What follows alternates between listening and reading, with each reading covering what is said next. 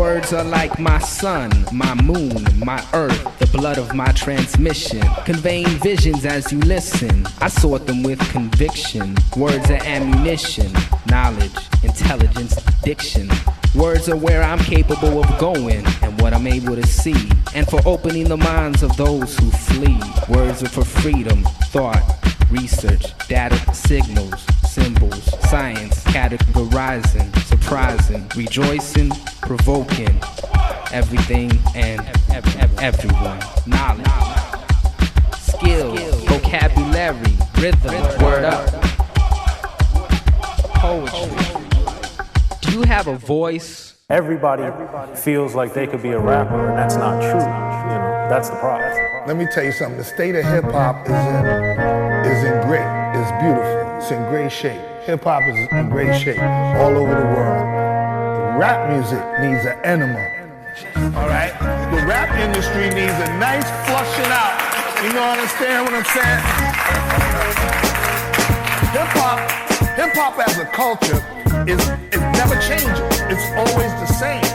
See, the rap industry tried to change. They took a piece of hip hop, the most marketable element out of the culture of hip hop, and said, okay, we can sell that. We can sell. You can't sell b-boys to the masses. Heat up the scenery, with my machinery. Tell you what it mean to me, mentally and physically. I'm at liberty to give it to you lyrically. I just let it be and let it come gradually. Living poet society, keep it naturally. Southern Cali MC is my locality. Yo, my passion for mics is my passion to write. What I recite will be felt like the passion of Christ. Only I'm black, not white, and I'm cold as ice, but I ain't never been sacrificed. Stone cold, Joe, wherever on the globe. Verbal foot soldier on mic patrol. I'm the light at the road at the end of the tunnel. Your bottleneck MC style, I'll just funnel. Long live the struggle, it's a rumble in the jungle. We fight, kill, and die to remain humble, y'all in trouble. They say that hip hop is all about the Benjamins, big jeans and Timberlands, 50 cents and M&Ms. We all out the win, I ain't got to copy them. Follow a trend and end up a victim. But what I recommend, some that you can spend, put it in your top 10, in your Maybach pins. What I'm rapping, all about the action. Program directors getting paid for formatting. Songs, you wonder how it got on. The station with the hits, but it ain't a hit song. At least not for long when your money is strong. DJs will spin your records if you grease they palm. I can go on and how they doing this wrong. They could just label it another backpack song. I can go on and how they doing this wrong. They could just label it another song.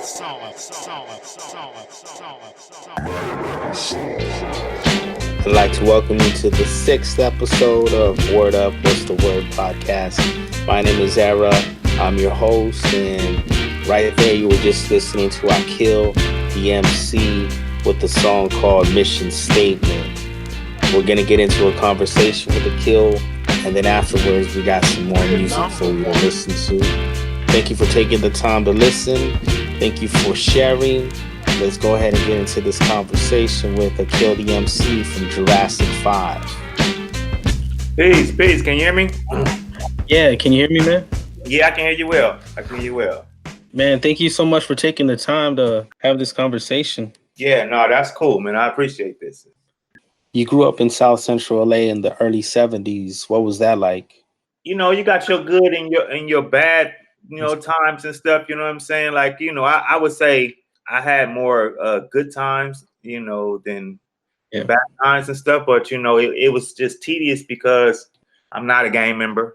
So, I walked that thin line and stuff. I knew a lot of gang members and stuff. And just from being, living in the neighborhood or whatnot and stuff. But I never, crossed that line and stuff. But sometimes in the hood, just because you don't gang bang and stuff don't mean that you will not become a victim. Put in situations to where you have to make a decision and stuff. You know what I'm saying? So those were the difficult things sometimes and stuff, because you just because you live in a particular neighborhood and stuff, you know what I'm saying? Somebody from an opposite neighborhood, could just see you walking to the bus stop, you know what I'm saying? Going to school, going to the store and stuff, and you get pegged as, you're from there, or, you maybe get sweated somewhere, you on the bus going somewhere, and, and then they're like, where you from? I don't bang. Well, where you stay at then? You know what I'm saying? Like, So if you say you stay in a particular neighborhood, then oh well, you from there. They just automatically. So that part was pretty hard. But then the good part of it, that type of thing is what pushed me towards to get into hip hop and stuff. You know what I'm saying? Gotcha. Because it was an identifier that you wasn't into a gang and stuff. You know what I'm saying? But that wasn't. Like in hip hop, they be like, yo, I got, it's free expression and stuff.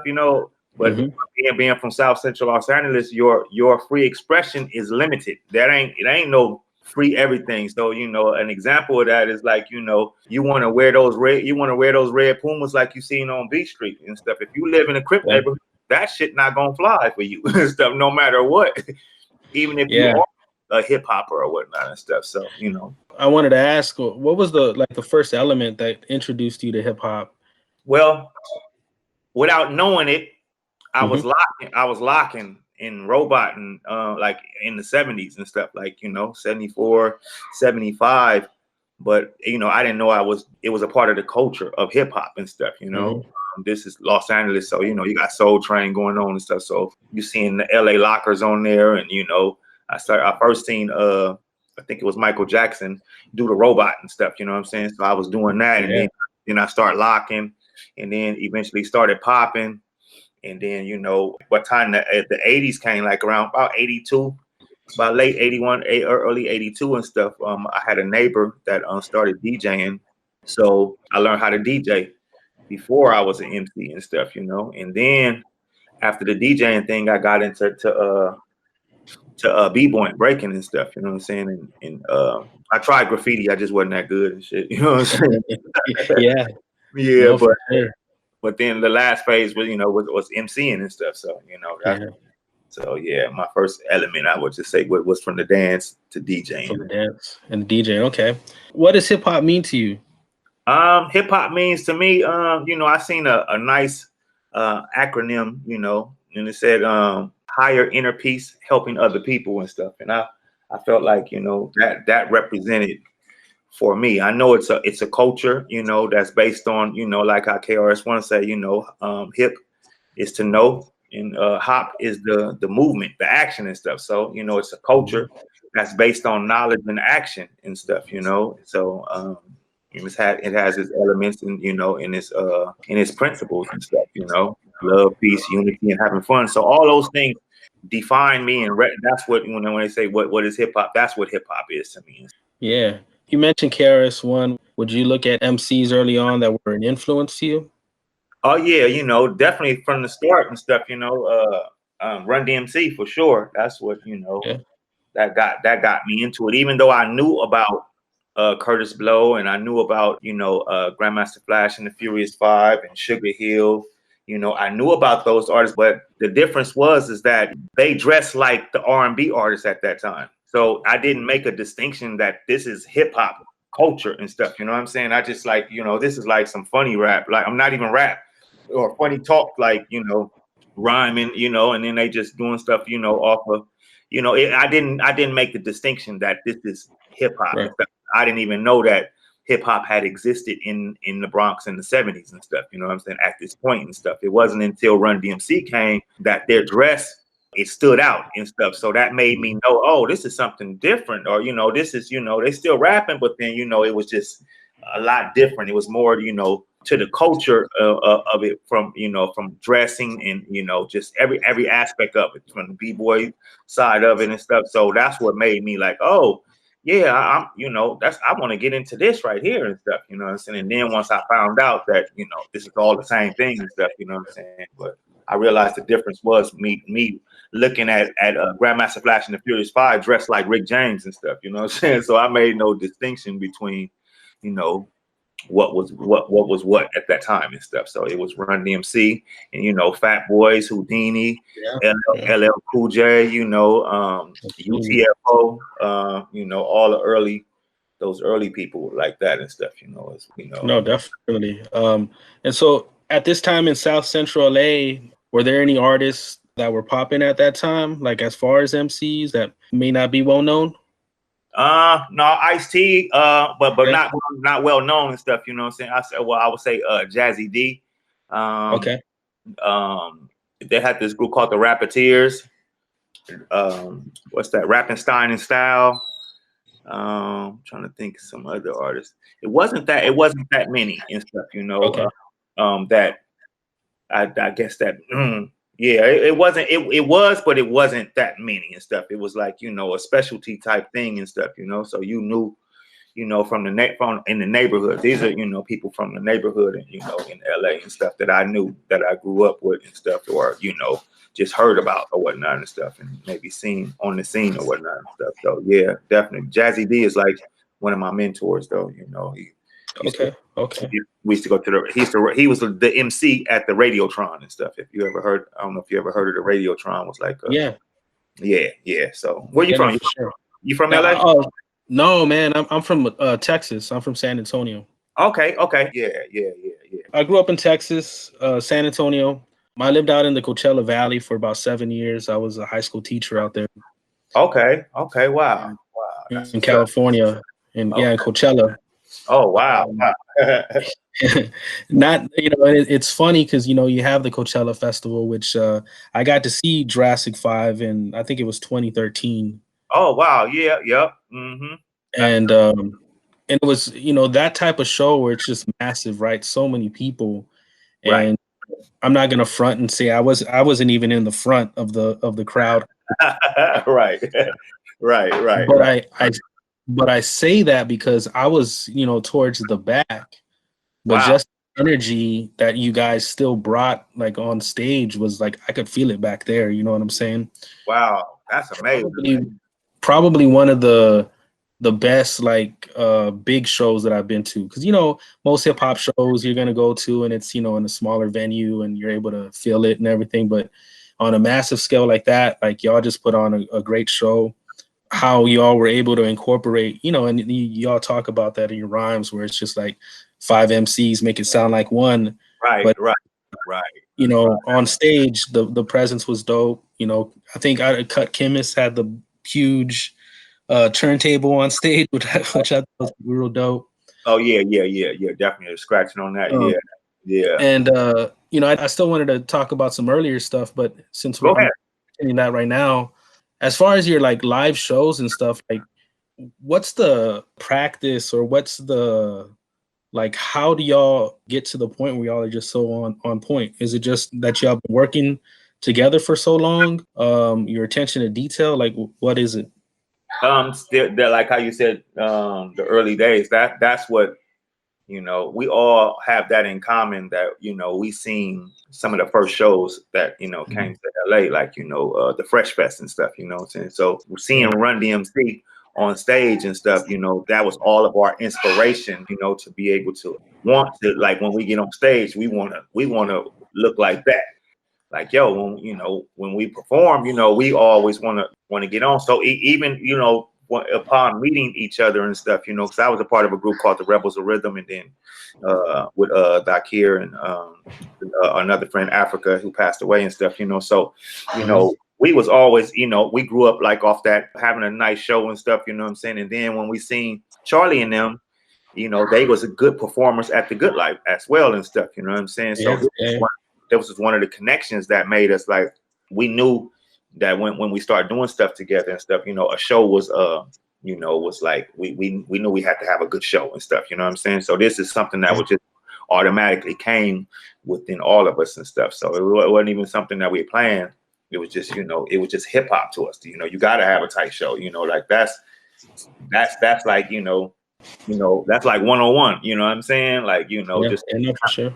Yeah, and then with us all being in one group and stuff, you know what I'm saying, and meshing together and stuff, like, you know, we had that, you know, my group had that old school flavor, like, you know, the harmonizing and stuff, you know what I'm saying, and then Charlie and them had that, like, almost like Run DMC styles, like back and forth type thing and stuff. Got you.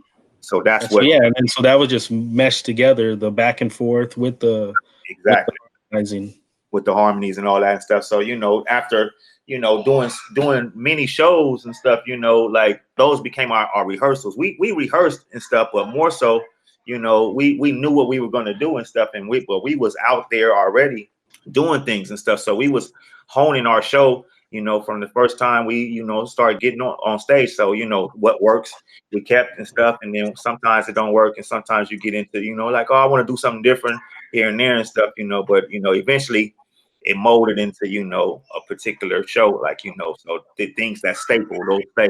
And then, you know, you can, you know, maneuver things around from here and there, whatnot and stuff. But for the most part and stuff, you know, that became our practice by performing. We performed so much and stuff. Those were our practices and stuff. And we heard. Gotcha. Yeah. And so Jurassic 5, like, how did that come to be? Were y'all just mutual friends? No. We like I said, we met at the Good Life. Well, the Rebels of Rhythm and Unity Committee. Well, first, Jurassic 5 is 3 different entities and stuff. You know, it's Rebels of Rhythm, which is myself, Africa, who resting in peace, and then Soup Dakir, and then Unity Committee is Charlie Tuna, Cut Chemist, and Mark 7, and then DJ Newmark was his own production type of thing by his own self and stuff, you know. So we met Charlie and them, the Unity Committee, at the Good Life. Good Life, yeah. Yeah, so we used to perform at the Good Life and do stuff, you know, just separately. And then Cut Chemist had did a beat. One time we ended up performing at the Good Life and stuff. He said, "Man, I got this old school beat. Would you mind, you know, getting on this song, on this track for us and stuff? You know what I'm saying? For me, you know what I'm saying? And you know, it was just gonna be us on there and stuff, you know, because he liked our old school. He's like, I got this beat, so it was like an old school type beat. And it's like, yeah, we'll do something and stuff, you know what I'm saying? But prior to that, we had always wanted to do a song with the Unity Committee and stuff. 1 second, hold on. Yeah, sorry about that. So we, like I said, we wanted to do a song and stuff, but that didn't come about until a year later. Like Cut Chemist was like, yo, would you want to rock on this beat and stuff? So, you know, it's like, yeah, so we did it. And then Charlie, and then he asked, he's like, yo, this is tight. Do you mind, you know, Charlie and Mark getting on it and stuff? It's like, yo, no, that's cool. So then they got on it. And this song, you know, became this song called Unified Revolution and stuff, you know what I'm saying? So in between that time, we used to perform in LA. You had this performance, this venue, a promoter, he had this thing called Rat Race and stuff, where he would have different MCs from all over LA, underground stuff, artists perform with a live band. So you would give the band your music and stuff, and you know, y'all go rehearse and they play your music and stuff, and you do performance. You know what I'm saying? His name was Bigger B, rest in peace and stuff. He had a thing called Unity or whatnot and stuff. So so Rat Race was different, but the difference about us performing with the band was that he also had a DJ. So when we went to the rehearsal, which was across the street from Roscoe's Chicken and Waffles on Pico off La Brea and stuff, you know what I'm saying? We had the rehearsal studio, and so he got a DJ and stuff that's DJing for the band, and it was DJ Newmark, you know what I'm saying? So this is where Jurassic 5 all met at and stuff, you know what I'm saying? It, you know, it just, the story always get told that we met at the Good Life, but that's not, you know, entirely true. Entirely, yeah, exactly. Part of stuff, but where we all met at was at this rehearsal for the, and so Newmark already knew Charlie and them because he had done some beats for them for a demo they was putting together and stuff prior to us getting together or whatnot and stuff. So I always thought it was dope because when a lot of groups were moving away from even having a DJ, y'all came out and y'all had 2 DJs, right? 2 of the illest, you know, DJs. Right. Which came back to, you know, takes it back to, you know, we seen LL Cool J and he had 2 DJs and stuff. You know what I'm saying? Yeah. I never knew that. What? Yeah. That was Cut Creator and that's right, and Bobcat or Cut Creator and. Yep. Was it Bobcat? Is that his name? Yeah, Bobcat was a DJ too. Yep. Mm-hmm. You know, growing up, I think I was like in 4th grade, but like the cassette that stood out with me was the LL Cool J Bad album. Right. Right. And that's right, Bobcat. I didn't realize that. Yeah. So, you know, just being nostalgic and stuff, and it's like, oh, you know, this works and stuff. But so on that 12, that song that we did, we end up making it a 12-inch and stuff. You know what I'm saying? So on the 12-inch, on the B side, Cut Chemist had a little DJ thing he put together and stuff, Lesson 6 or Lesson 4, one of them stuff. But then as well on the B side, Newmark had added something on there and stuff. He had this thing called Rubber Tires or whatnot.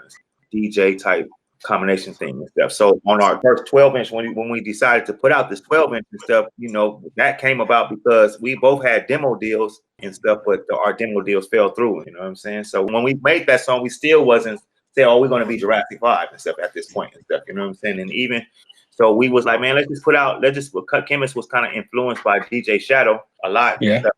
So he was like, man, it's this guy named Shadow. He's putting out his own records and stuff, you know what I'm saying, man? We should put out our own record or whatnot and stuff, you know what I'm saying? Just put out a 12-inch and stuff, and see where it goes and stuff. Because, like I said, we was kind of like frustrated with the industry. Like, man, forget them. They don't know what dope is and stuff. So we was like, man, let's just put this out and stuff, So put our money together and stuff. Well, I ain't had no money and stuff. So it was like $500. So it was like, 5 of them, which is Jurassic 5 or 6 of us, but it's 5 of us all put in $100 and stuff. And we got the 12-inch pressed up and stuff, you know what I'm saying? So at that point, people just always called us Unified Revolution and stuff, you know what I'm saying? Because that's the name of the song and stuff. So it's like, yo, Unified Revolution and stuff. Like I said, we wasn't even called Jurassic 5 and stuff. So the 12-inch started getting out there, and a label, TBT from the East Coast, picked it up and was like, yo, you want to sign us and stuff, So we was like, hell yeah, we was eager to, want a deal or whatnot at this particular time and stuff, you know what I'm saying? So it's like, okay, finally somebody want to recognize, and hopefully this will turn into an album thing and stuff, you know what I'm saying? So when they called us back and they was like, yo, what's the name of the group and stuff, you know what I'm saying? But prior to that, Charlie Tuna's son mom was like, joking one day and stuff. She's like, she's listening to the song, and she said, yeah, I think y'all sound like the Fantastic Five. It's more like the Jurassic 5 and stuff, you know what I'm saying? So Charlie came back, like we had a rehearsal one time, and he's like, yo, what he said, man? It's like Denise was messing around. He's like, man, she said this, man. I thought it was pretty tight. What do y'all think of this right here? He's like, something. So he said that, some Jurassic 5. I was like, oh, that sounds nice and stuff, you know what I'm saying? But in my mind and everybody else's mind, we was like, yeah, that's cool. But I'm still Rebels of Rhythm on mine, you know what I'm saying? Like this, yeah, of course. So like, yeah, if we ever became a group, that would be it and stuff, you know what I'm saying? So once the label called us back and they said, hey, what's the name of the group? Oh, Jurassic 5. so that's how that came about and stuff. So. Wow. And so you were talking about, getting a deal and all that. And I noticed, I think in social media yesterday or a couple of days ago, you had talked about before you had a record deal, you were told to do gangster rap. Yeah. One of my to get in the game. Yeah. Mm-hmm. It was one of my friends and stuff. He wasn't like trying to push me, but I got you. He just was more like, this might be the way to go, man. Cause this is like around 92, right? So this prior to Wu-Tang coming out and stuff, So he like, man, you can do some gangster stuff. Then you get in the industry and then you can just flip the script and stuff, you know what I'm saying? But I always knew that, man. Me being like I told you earlier and stuff, I'm from South Central. I know the streets and stuff, you know what I'm saying? And, I didn't make songs, but it more so my songs will always be, it's a point at the end of the song. So I can use the language and, and all this and stuff, So I could easily do that. It was too easy for me to do that and stuff. Yeah. You know what I'm saying? So it never really like entertained me and stuff. And then I looked at the other side of it was the consequences that come with it and stuff. You know what I'm saying? Like, yo, you saying you this, and people in the streets that know me, like, man, he ain't really from that and stuff. You know what I'm saying? And then you got to run into people that don't really know if I'm that or not. You know what I'm saying? So you got all these. It was too many issues against me to even do it on that level. It wasn't just about getting in the industry. It was just about you maintaining that lifestyle or maintaining that image and stuff. You know what I'm saying? Until you can flip it. But you might not live to flip it. You know what I'm saying? Because that it was those parts and stuff that I was like, nah. You know what I'm saying? And I'm like, nah, man. we're gonna do us. So we're gonna get recognized and stuff. And then like about. Literally, like probably like about 2 weeks later and stuff, Wu-Tang came out and stuff, and I was like, "Yo," and then I think actually, that Wu-Tang was in the midst of that and stuff. But then when the album had dropped, and then it started doing hella big, and I told my boy, and I was like, "See, hell no," and I'm like, "We're gonna stick to our guns." Like, yo, I don't know. I'm like, look at this. It's real hip hop, you know what I'm saying? Like it's blowing up and stuff because, like I said, this is like '92, so this is just like after the Chronic and stuff. So that was the whole way to go, man. You know, now and stuff. You know what I'm saying? Not the NWA influence, but there was the Chronic album influence and stuff because it made money like that and stuff. So everybody wasn't still at that point. Everybody still wasn't, you know, swaying towards gangster rap and stuff, you know what I'm saying? But, you know, you had those that did, but still it was like, you know, you still had your creative side of Los Angeles and stuff like the good life. That was what was going on at that time too. So I was like, nah, we gonna stick right here and stuff. And, you know. Yeah, man. You know, I always hear just the stories that I hear that came, you know, an artist that came out of the good life, like that just seemed like such a special spot. You know, when you talk about, you know, freestyle fellowship and all that, and you know, knowing that you guys came partially out of the good life, like that just seems like such an amazing, you know, moment. Yeah, no, definitely. And we were latecomers and stuff, you know what I'm saying? From my crew and stuff, you know. I mean, we kind of like not thought that we was the only ones, but it would be like, you know, only so many people that we ran into in LA that really, you know, had skills at the time and stuff, you know what I'm saying? Like, you know, you had your dope ones that still that never even made it to the good life and stuff. That was way dope, you know what I'm saying? Just as dope as everybody at the good life. They just, you know, they just didn't show up there or whatnot and stuff, you know what I'm saying? But you know, prior to that, you had a space called iFresh and stuff, you know what I'm saying? iFresh actually, you know, is what they call Project Blow now, you know what I'm saying?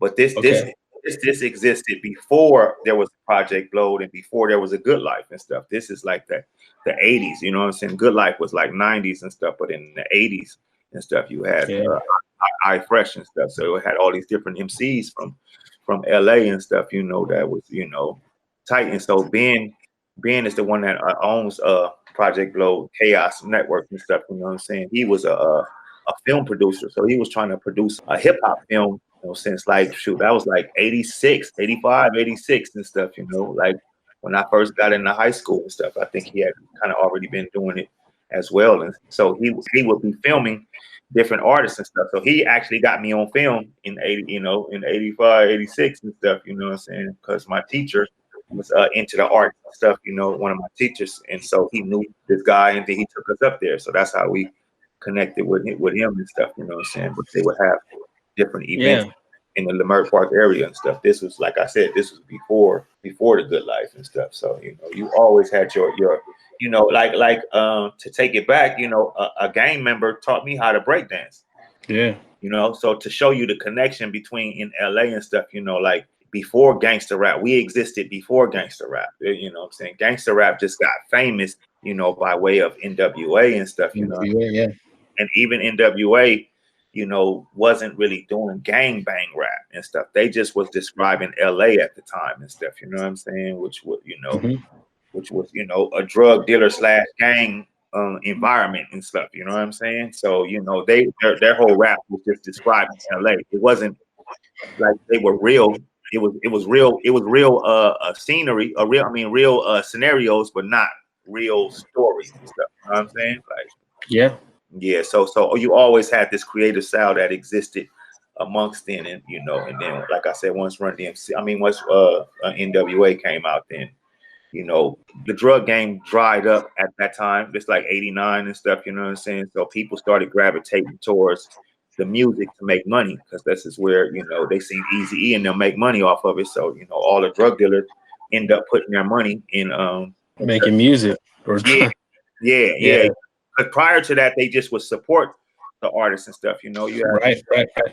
Yeah, drug dealers give you money to buy your equipment and stuff. They didn't want nothing back. They just want to see you famous and stuff. You know what I'm saying? If you make it, you make it. But then it became a business, like I said, after NWA, and then it really became a business after Death Row blew up and stuff, and then so it became something totally different. So you had like 3 different phases of the drug dealer and stuff. You know what I'm saying? Getting involved in the music and stuff, and this had a lot to do with music changing for the money, and you know what I'm saying, and not necessarily for the skills and stuff. But you still had dope, you know, like Snoop and them was still dope. You know what I'm saying? Snoop was at the Good Life. You know what I'm saying? Like, you know, corrupt, you know what I'm saying? All RBX and stuff, you know what I'm saying? Like because it was still about skill even then and stuff, you know what I'm saying? And then it became just some commercial bullshit and stuff.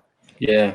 So you mentioned death row, and as much as I think this is the most ridiculous thing, but I kind of have to ask it. What do you think about this whole thing of people a few years ago, I think it was, saying you were Tupac? Oh no, that shit's still going on, bro. It's still going on. That shit's still going on. That's just the most stupidest shit ever and stuff, but it's just the climate that we live in. Yeah. Now where, these are children and stuff, man. And they didn't grow up. They probably was like no more than 10 years old when Tupac died and stuff, you know what I'm saying? So we couldn't buy Tupac music, you know what I'm saying? Yeah. And if you was exposed to Tupac, you was only exposed to Dear Mama and shit like that and stuff, you know what I'm saying? But when a person dies, they become more famous than they was when they was living and stuff. So the post Tupac is who they chasing and trying to figure out shit and trying to, and think they know shit and stuff. So, like I said, the climate that we live in is internet climate and stuff. You know what I'm saying? Yeah. Like they get all their information from the internet and stuff. You know what I'm saying? It's like they YouTube based and shit. You know what I'm saying? Do you even know where that even started? Like, was it just someone made a random video that just? Man, I had no idea. I had no idea it was even going on. I went on a vacation, and my son picked me up from the airport, and he's like, "Daddy," he said, "There's a rumor going around. People think that you Tupac. You all over the internet. People think you Tupac." And I'm like, "Are you serious?" I laughed it off and stuff. Like, man, this shit is crazy and stuff. And then the next day, that day he showed a video, and I'm like, "Wow. This is crazy." And then next day, my daughter was like, "Daddy, look at this. You all over, look at this right here and stuff." And then, it's like some scary music playing and stuff, and then fusing my face with his face, and and just like I'm like, what the fuck? These people are just stupid. And I'm like, okay, if I didn't know who I was, I probably would think that too, based on how they was doing this shit and stuff, you know what I'm saying? I'm like, but I know me, you know what I'm saying? I'm like, yo, that's you know what I'm saying? Like, yo, this is funny, but and people have always said, not everybody, but people always, you kind of like resemble, Tupac and stuff. Like, that's one thing to say you look like somebody, right? Right. And I already recognize that, like eyebrows and shit like that, you know what I'm saying? But to say that I am somebody and stuff, you know what I'm saying? Like, yeah. And for people to insinuate, no, you are him. Like, yo, you can't imagine somebody telling you are somebody, and you're like, what the fuck, yo, you know what I'm saying? Like, yo, you are that person. Like, you're insinuating, and and then oh no, you're lying, and this shit. Like, yo, bro, this shit is like fucking annoying as fuck right now and stuff. You know? I don't know where that shit is at. Did you ever get a chance to meet him? I met him once, like in '89. I met him once in '89. I was a part of this grassroots, this Malcolm X grassroots movement program and stuff. NAPO, New African People's Organization and stuff. So they had different chapters, in one in Oakland, one in LA, just all over the nation and stuff. You know what I'm saying? So this is early on. This is even before it's before Digital Underground and everything. So when I met Tupac, I didn't know it wasn't like I'm meeting Tupac. You understand what I'm saying? Yeah. So my homegirl had a naming ceremony at this spot on the east side of LA and stuff. You know what I'm saying? So she had a naming ceremony. So she said, yeah, some of the chapters coming from Oakland and stuff, and we got this rapper, that's coming up and stuff. You know what I'm saying? He gonna rap. So at that time, I was rapping too and stuff. So I was like, okay, that's cool. Didn't mean, it was like, okay, whatever and stuff. You know what I'm saying? I was just out of high school and stuff. You know what I'm saying? So the rest of my crew was still in high school. So we was part of this program and stuff. So we would have different Black student unions at different schools and stuff. You know what I'm saying? So we would meet up and stuff. So this particular girl, Dion, she was having this naming ceremony. So they brought them down and stuff. So then, and she's like, oh yeah, well, this Tupac, okay, all right, yeah, oh, what's up, bro? All right. That's how I met. That was about the extent of me meeting Tupac, like about 30 seconds. So it wasn't even like, oh yeah, what's up? Well, yeah, nothing like that and stuff. You know what I'm saying? So I never even. Now we have a lot of 6 degrees of separation of people that I know just being in the industry and stuff. You know what I'm saying? Or put in, know a lot of people and stuff. So the next time I seen him in the elevator and stuff. I was going to traffic court and stuff, and he was in the back of the elevator, and he was talking to Spice One. So it was me and my friend on the elevator and stuff. So he's talking about some street shit that happened in LA and stuff. You know what I'm saying? So I had heard that it was a big melee in like up in the Baldwin Hills and stuff, and something happened, and so he was telling Spice One about this thing and stuff, and he like, yeah, fuck these niggas, you know what I'm saying? Like, nigga, you were like, whatever, I know such and such and this and that, and so I'm just ear hustling because it's not my conversation and stuff, you know what I'm saying? So I'm like listening and stuff, and I want to give him some advice and stuff because he ain't from LA, so I wanted to like man, like dude, like he's like, yo, I know such and such. I'm like, man, dude, I want to tell him, like, man, be careful, man. You can get it out here. You know what I'm saying? Like, it don't matter who you know, man. You know what I'm saying? Niggas will murder you out here and stuff. You know what I'm saying? And this is pre-death row or any of that. This is when he was doing thug life and stuff. You know what I'm saying? All that stuff. So this is probably what, like 92 maybe?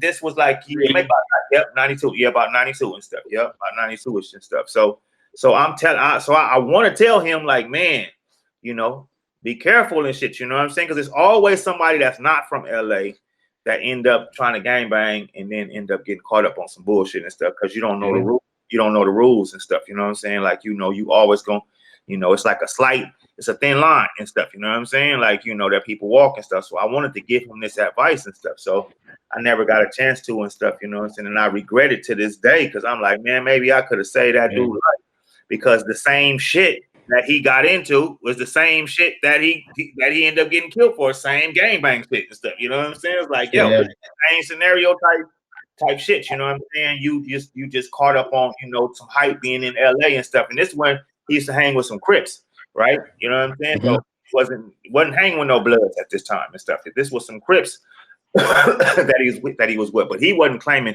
Crip. He just was a part of that and stuff. So the next time I seen him, my cousin was having a trial at the criminal court, and Snoop was having his trial at the criminal court and stuff.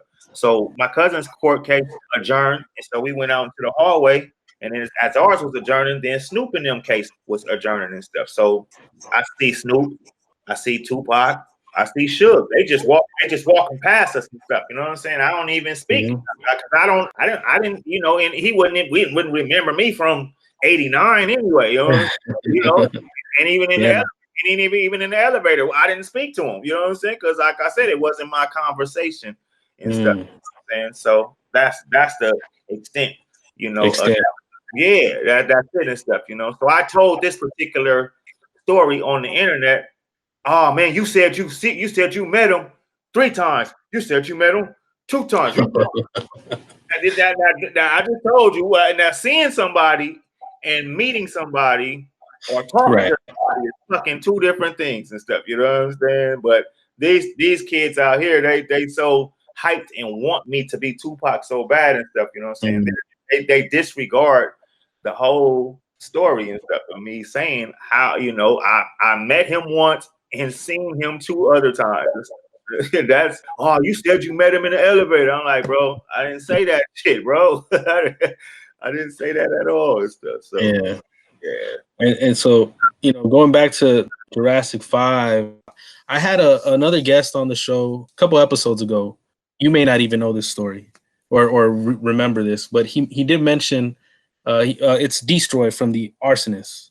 Oh yeah. He's talking about we were supposed to battle them or something like that. yeah. We never ever said we was gonna battle them. Right? That was not even a thing. It was not even a thing at all. I literally, it wasn't even a thing at all and stuff. And I'm like, where did this come from? Like, but no, that wasn't a thing at all. Way we got to that part was I had gone out to the B-Boy Summit in like I think it was 99. And he had mentioned that it was like, one of the reasons we're out there or, what's the battle 5 or something like that. Right? Yeah. Right. And which I was just like, what? That, that would have been, when you talk about, you know, hip hop groups and, you know, real on some just like some b-boy stuff, is like you think of Jurassic 5 and on the East Coast, like Arsonist at that time. So yeah, you've actually heard this story before? Yeah, because I think I want to say that's when I ended up talking to one of them active, and I was like, man, nobody said we battle. Like, man, that was never a thing. Like, that was never ever a thing. That just came out of like, yo, we're supposed to who? We're supposed to do what? Like, oh man, like nobody. I don't even know them like that. I didn't even know them like that and stuff. You know what I'm saying? Nah, that was never a thing. It was never ever a thing. Yeah, nope. All right. And so, you know, this is probably the question that, you know, everyone goes through, talking about, you know, top 5 MCs. But to go a little bit deeper in it, if, you know, I do want to know your top 5 MCs, but also what is like the criteria? What are you looking at as an MC that would make them, you know, be put into your top 5? One of the things is you have to bring something to the game that wasn't already there. Another thing is, like, you know, at least having you got to have a tight show, like that's stage presence and stuff. You know, I guess, you know, at least having 3, you know, good albums and stuff. You know what I'm saying? Okay.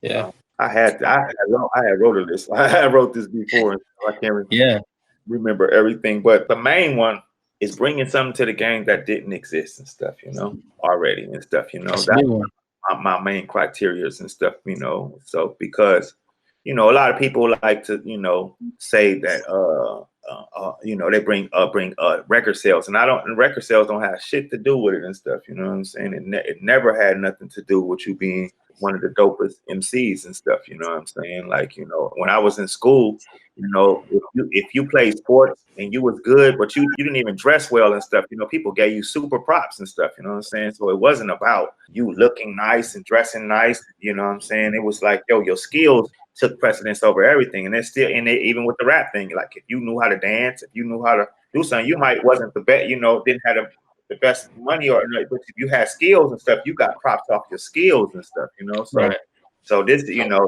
one of the criteria and stuff, you know, like even with popularity and stuff, you know what I'm saying, which kind of falls in the same line as selling the most records. Right. And like, yo, you know, if in acting, which is a skilled art too, as well and stuff, you know what I'm saying? If you can be a popular actor, but if your shit is whack, your movie ain't gonna go. Like, people ain't gonna fuck with that movie and stuff, you know what I'm saying? You can be a popular person, but the skill level still has to be up and stuff, you know what I'm saying? Like, as well as with sports and stuff, you know, like, you can be a popular person, but you ain't gonna be on the NBA because you're a popular person. You go, you know what I'm saying? You gotta have skill, right? And you gotta bring it every time you're out there. Every time, you know what I'm saying? Every time and stuff, you know what I'm saying? But when it comes to hip hop, you know, we diverse and stuff when it, you know, with this, and try to put, oh, he sold such and such, he went diamond, or this, so this, man, like, man, that shit is not a criteria for being one of the best MCs and stuff. So, you know, that gets scratched off my list. So, you know, to my list and stuff, you know what I'm saying? Somebody like Eminem, which is a dope lyricist, you know what I'm saying? He wouldn't make my top, you know what I'm saying? He wouldn't make my top because he didn't bring something to the game that didn't already exist and stuff, you know what I'm saying? You know, he just, you know, you shock value was that would be like Chino XL, you know what I'm saying? Yeah. Came before stuff, you know what I'm saying? And then, you know, the technical style of, you know, that's G-Rap, that's, you know what I'm saying? You know, all the MCs that came before him that was already doing that technical, like, you know, even Pharoah Monch and stuff, you know what I'm saying? Like, you know, absolutely. I think that's when I always look towards. I'm like, you know, Pharoah Monch got just as much skill as him, but without a doubt, you know what I'm saying? And that's not taking nothing away from Eminem and stuff, you know what I'm saying? But it's just, you know, when my criteria for, you know, my top MCs and stuff, you know what I'm saying? So, you know, somebody like KRS-One is one of my tops and stuff, you know what I'm saying? Because his style was different, you know what I'm saying? He brought something to the game that didn't exist at that time and stuff, you know, just his offbeat flow and just, you know, and then, you know, him, you know, the extension of that is, you know, him being a teacher and stuff, you know what I'm saying? And, you know, creating movements and stuff like Stop the Violence movement and stuff, you know what I'm saying? You adding things on to the game that didn't exist at the time and stuff, you know what I'm saying, anything prior and stuff. So, you know, he would be one of my tops and stuff, you know what I'm saying? Rakim, definitely and stuff. You know, he changed the trajectory of MCs, how they rhyme and stuff, you know what I'm saying? Like, totally. Nobody was rhyming like him before, you know what I'm saying? Nobody and stuff.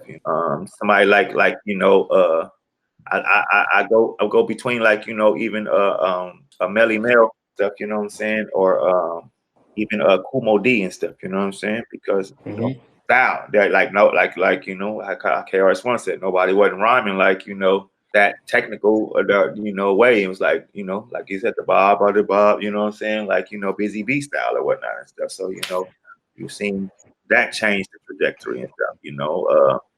Yeah, I mean the whole battle between Kumo D and Busy B is when, you know, that body that shit is done, right?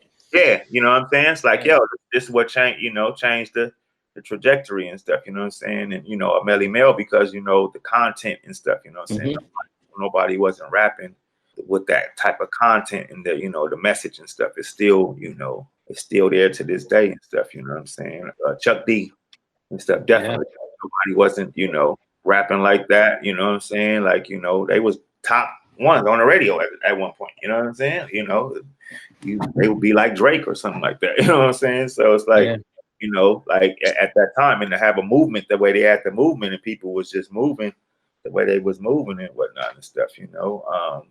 And I say, you know, I like G-Rap. I throw G-Rap in there, but I really Ice Cube and G-Rap and stuff, you know what I'm saying? Ice Cube, definitely stuff, you know what I'm saying? Because, you know, he created an album coming from NWA. He was a legendary, and, you know, spoke about some legendary things and stuff. And then him coming off the back and, you know, doing his solo album and stuff, you know what I'm saying? And, you know, he created an album that people didn't do albums like that and stuff, you know what I'm saying? Where you can play the whole album through and the skits and all that shit. That shit was totally different than, you know, anything we had ever heard and stuff. And still to this day, it ain't nothing really topping, you know, how that went and stuff. So yeah, that would be my criteria in MCs for, you know, that I would pick and stuff. So what are you listening to these days? Are you even listening to hip hop? Yeah and no, you know, like, you know, I like the people that I'm listening to is like, you know, people that I already was listening to, like, you know, a Black Thought and stuff, you know what I'm saying? Like, that would be one of my top MCs too, you know what I'm saying? I wouldn't say, you know, like, as the, you know, GOAT MCs. So I guess that list that I gave you would be like GOAT MCs and stuff, you know. Gotcha. But I got, you know, so like, you know, definitely like a Black Thought and stuff. Like, he's definitely killing the game, always killing the game. Never stop killing the game and stuff, you know what I'm saying? You know, Buster and stuff, you know what I'm saying?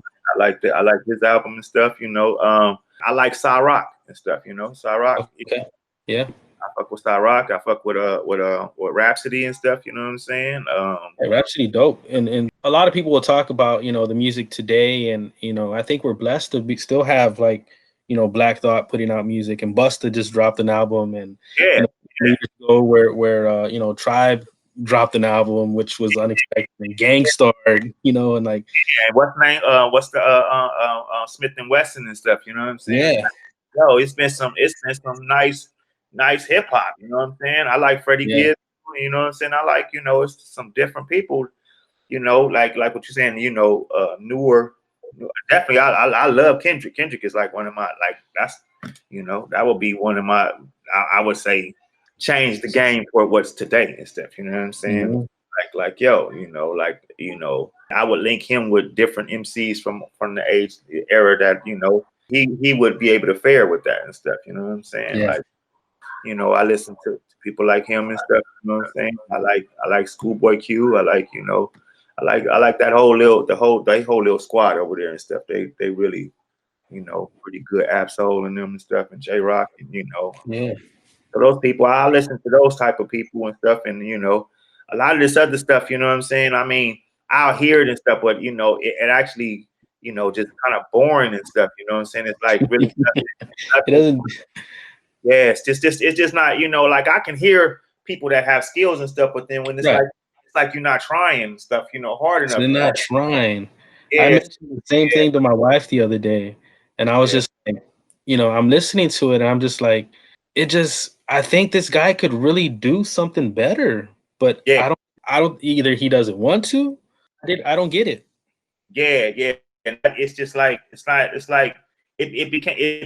just redundant and stuff. It's like, yo, y'all missed the step in hip hop and stuff. Y'all missed the lesson in hip hop. Nobody allowed and stuff. You know what I'm saying? It's like, yo, you got to have style and learn to be original. You know what I'm saying? Like these are principles that like the Wu-Tang sound, man. I ain't trying to sound like nobody else. I don't want nobody else trying to sound like me. Like everybody sounds alike, and that just throws me off. Like I'm listening for something different and stuff. You know what I'm saying? Like, yo, just rap, just do something different than the next person, because everybody sounds alike.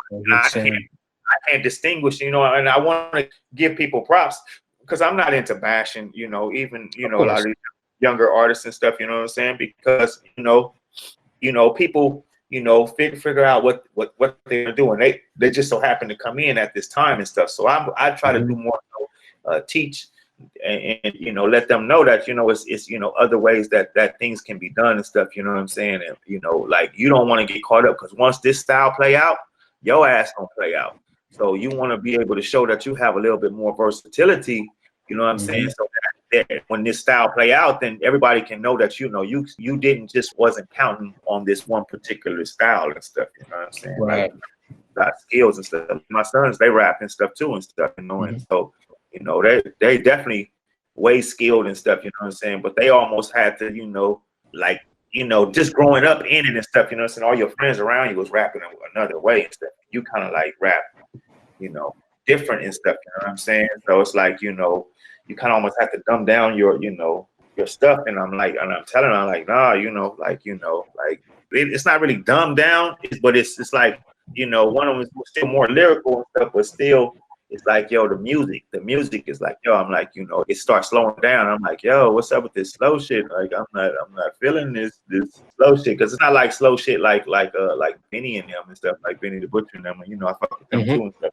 And it's not slow like that, but it was just that other slow shit, like just like that trap, like it's cool. Some of that stuff is cool, but some of that just like became redundant. And I'm like, yo, you're way better. And you can shine. You will shine better, shine more. If you would just, I urge. I said, man, you should just do some straight hip hop shit. Like, that's what you need to do. Like, just do straight us, because that's gonna play out, man. You know what I'm saying? And this right here gonna come up, and then all of a sudden, I forgot. Yeah, then you start seeing Kendrick and them come up. But like I'm saying, they was rapping like this, like at least about 15 years ago, like real rhyming and stuff, you know what I'm saying? Like way before. I used to see what's his name from Odd Future, what's his name? Tyler, the creator. Yeah, I used to in my on my iTunes and stuff, on our computer and stuff, I would see this guy Tyler. I was like, who is this guy and stuff? And this is before Odd Future came out and stuff. They had new because one of my sons, he done some tracks for Vince Staples and stuff, you know what I'm saying? He produced and stuff, so so he knew a lot of these people already and stuff, you know what I'm saying? Gotcha. But prior to them and stuff, and it's him coming out to the world, and I'm like, yo, this is what you need to do, this right here and stuff. And then, you had that was Joey Badass. So I was trying to tell them to do that before he came out, and then once he came out, I was like, man, I like Joey Badass. I'm like, man, but my sons, they just as nice with that. And I was trying to tell them, like, yo, this lane finna open up. Just stay up under the basket and shit. You know what I'm saying? Do not run and chase the ball and stuff. You know what I'm saying? Yeah. Things happen, happen. I'm not saying they chase the ball, but your friends playing with that ball. So you gonna play. So, that part. All right, man. Again, I appreciate you for taking this time. Anything else you want to add? Nah, man, that's pretty cool, man. Thank you. I appreciate it, man. Just, tell these MCs out there to, stop rapping over your lyrics and shit at shows, at live shows. That's one of that irks the shit out of me and stuff. So when I see them perform, I always pull them to the side and stuff. And like, yo, because I'm like, your voice is strong, just as strong. It's strong, if not stronger, by itself. You don't need that. I said, I'm like, what piano player plays over their piano parts at a show? Nobody. That's such a great example, right? Because that irks me too. Yeah, that shit irks the shit out of me. Like, cause what drummer plays over their drums? Like, come on, bro. Like, that shit is just two different energies. You're not gonna have the same energy. Your recorded energy and your live energy is two different things. It's two different things, yeah. All I'm hearing is clashing. I always said, I was like, man, it's not like they're trying to hit notes. It's not. Yeah. It's like, yo, it's like control. It's like a live video. That's what it's a live video to me and stuff like that. You know what I'm saying? Like, I might as well just stay at home and stuff. You know what I'm saying? And imagine what you look like. Just turn on your CD and just imagine you on stage and stuff. You know, because that's all you just did. So it produces laziness in it and stuff. They don't project and stuff. You know what I'm saying? So, you know, and if their hype man ain't there and stuff, you know, you catch them by themselves, they're not gonna say those parts and stuff because they don't know how. And now, if they are trying to say it, they finna run out of breath because they're not used to it. Yeah. You know what I'm saying? There's so many different factors that come into it. It's like, yo, you sound way better. If I'm coming to see you, I want to hear you. I want to hear you. I don't want to hear, you know, the record. I'm listening to the record. When I come to see you live, I want to see how it's going to translate live and stuff. You know what I'm saying? Like, now with the hooks and stuff, I don't mind. You can keep the hooks in there if you want to and stuff. But I'm saying when I need to be able to hear you and stuff. You know, so yeah. Where can people find you online? And are you working on any new projects? Oh yeah, I'm always working on some projects. Right now, I'm actually working on a J5 EP and stuff. So, you know, be on the lookout for that right there and stuff. I produced it all and stuff. So, you know, be on the lookout for that one and stuff. And then I'm always like doing different things and stuff. So you can catch me on IG. Akil the MC. On YouTube, Akil the MC. On Facebook, Akil Talib or Akil MC. Got 2 pages and stuff, you know. Yeah. I'm never on Twitter though, but I got a Twitter. So yeah. All right, man. I appreciate it again. Thank you for taking the time. Thank you, man. I appreciate you, man. I appreciate you. Thank you very much. It was dope. I appreciate it, man. All right. Have a good one, man. All right. Peace. All right, peace.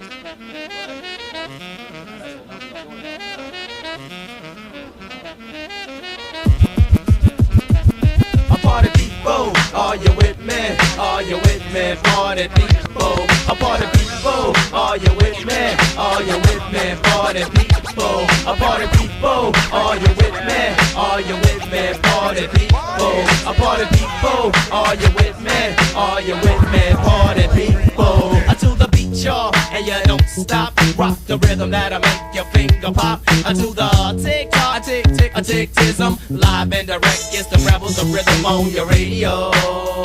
Turn up the stereo, cause it's working. Well, I'm the coolest of the cool, and they call me Akil. Hip-hop fanatic, bustin' lyrical windmills. And I'm the international king of all kings. Creates the ill scene, shades with Robinson Green. Yeah, I'm funky fresh, I got style and finesse. From the north to the south, to the east to the west. And if the roof's on fire, put the pen to the paper. I fade with the Jada, it's the live motivator. And from shore to shore, and from sea to sea, and everywhere that we go, we're in a place to be. It's like that. Rock the house, until my man Cut Chemist rocks the house, until my man Charlie Tuna rocks the house, until my mother Ruth Mark rocks the house, until my man Mark 7 rocks the house, until my brother Hot Neat rocks the house, until my brother Khalil rocks the house, until my brother Farouk turning it out. Now the world don't move to the beat of just one drum, so it might be right for you, it may not be right for some. So come on, hey, big or small, because I'm guaranteed to rock you out your drawers.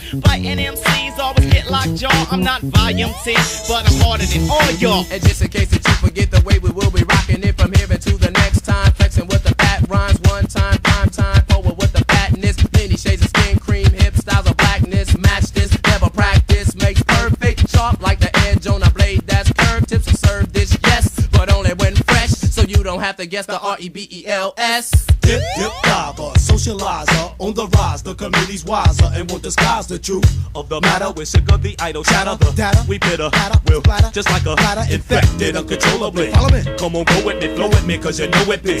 And Mark 7, heaven does await us. Put here to sedate us, he made us in his image with blemish. Never perfect but driven by a force unseen. But we divorced this present, so this rap goes back to the essence. Lessons have been written, forbidden, but you soon to see. Come into your community, rebels of rhythm unity, yeah. And you don't stop. You got the rhythm that makes your fingers pop, yeah.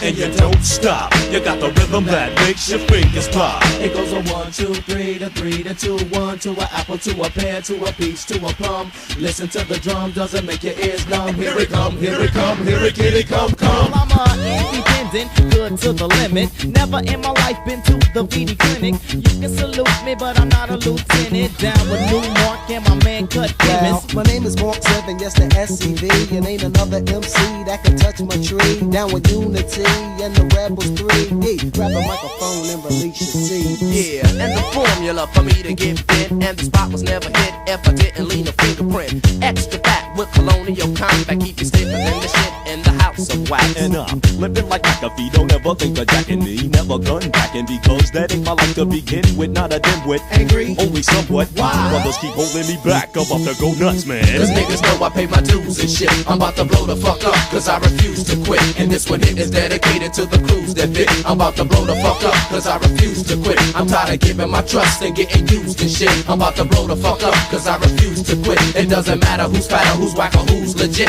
I'm about to blow the fuck up, cause I refuse to quit. Yeah. Yeah. Yeah.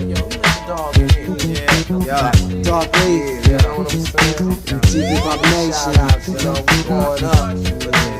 You know, we walking out. My boy's endangered species. Yeah, got my man Shiny Mac up in Nebraska. Yeah.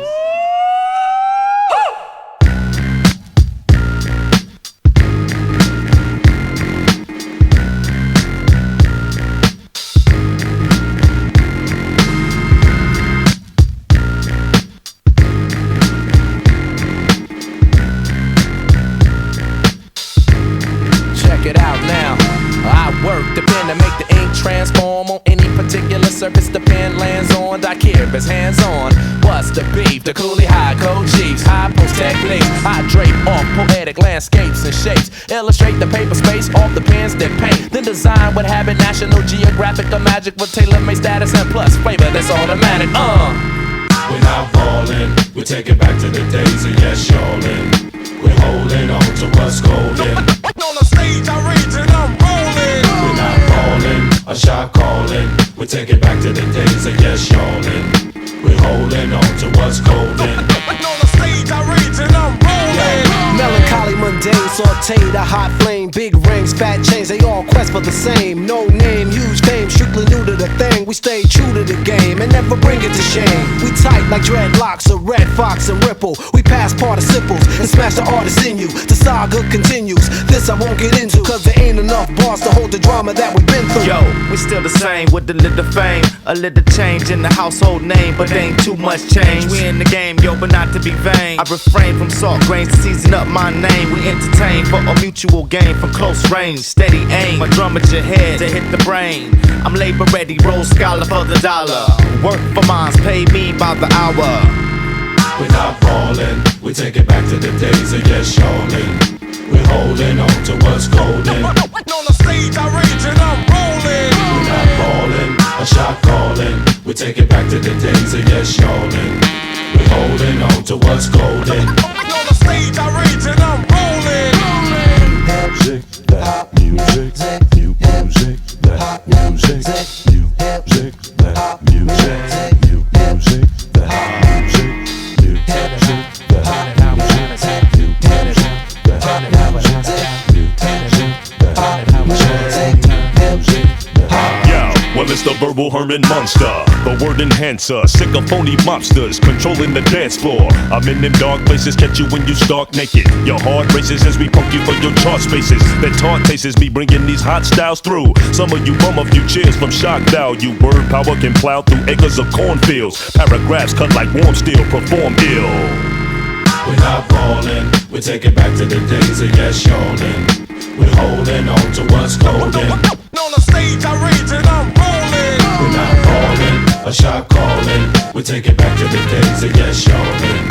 We're holding on to what's golden. On the stage, I rage and I'm rolling.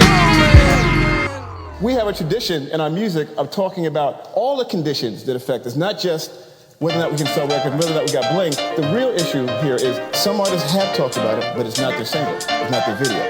And those are decisions that are made outside of them. I like to talk about God, politics, the stuff we ain't supposed to mix in the conversation, not the argumentation, but the real conversation, not a confrontation. Caught up in the matrix, it ain't about me hating on what you think is sacred, on what you think is right and how you live your life. Sticks and stones may break my bones, but words can only hurt if they hit home. Sticks and stones can break my bones, but words can only hurt if they hit home. Yo, I like to talk about what people don't talk about. I just don't know about. I'm too scared to let it out. I got to yell it out, tell it from the mountaintop, from the roof of my mouth. This is what I be about: freedom, justice, peace in the streets for all humanity. Yo, and my community. Freedom, justice, peace in the streets for all humanity. Yo, and my community. Yo, I like to talk about. I like to talk about.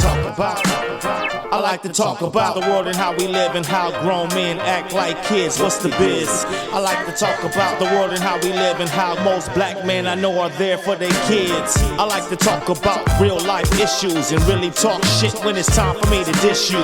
That's why we talk, communicate and chat, email and facts in the streets, holla back. Speak the fact, show without the fact back. Keep the conversation on track, that's what the people lack. Some real combo, not that mama jumbo. Talk about the genocide inside the Congo. Talk about the killers in Chicago and what's really going on up in Mexico. I talk it how I live it, talking how I see it, talking from the heart, so you know I really mean it. So you know I really mean it. So you know I really mean it. So you know